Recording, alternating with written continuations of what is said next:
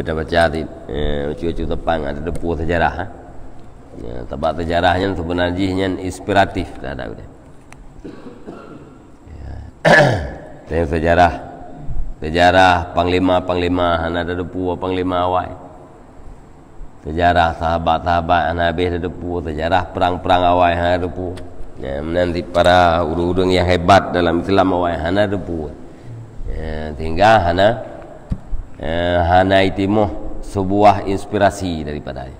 Tapi orang yang depu sejarah yang karena inspirasi ni melihatna kekaguman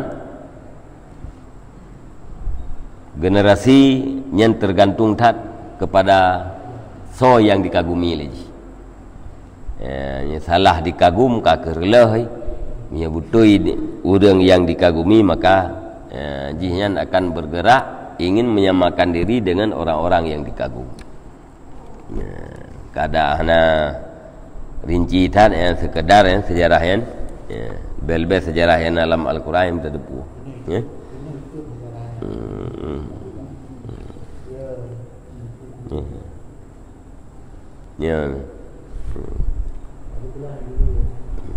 Dah di puakan universitas itu mah sejarah-sejarah kebangkitan Islam memang le yang kai perada.